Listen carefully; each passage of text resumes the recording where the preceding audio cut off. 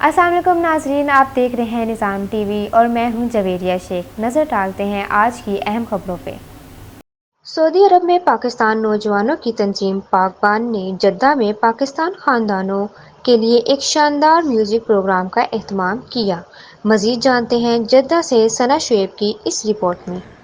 Jeddah میں پاکستانی نوجوانوں کی تنظیم پاک بان نے ایک رنگا رنگ تقریب کا انعقاد کیا، جس میں پاکستان کے مشہور موسیقار اور گلوکار ساحر علی بگا نے خصوصی شرکت کی۔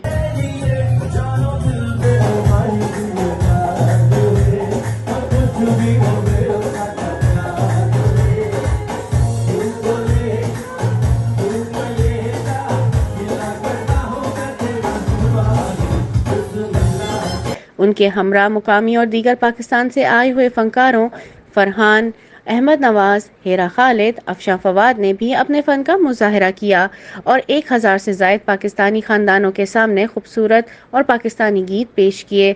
موسیقی کے پروگرام کی نظامت قاسم حنیف نے ادا کیے۔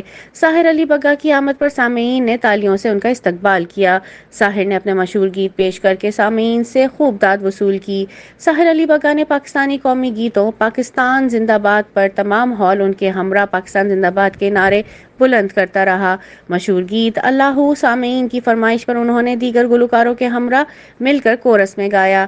ان کا گیت پاکستان زندہ باد پر ساحر علی بگا نے بہت داد وصول کی۔ اس موقع پر پاک بان کے چیئرمین عمران صدیقی نے کہا کہ پاک بان جدہ گروپ نے اس پروگرام کا اہتمام بہت محنت سے کیا۔ وہ ایسے پروگرام سعودی عرب کے دیگر شہروں میں پہلے بھی کرتے رہے ہیں۔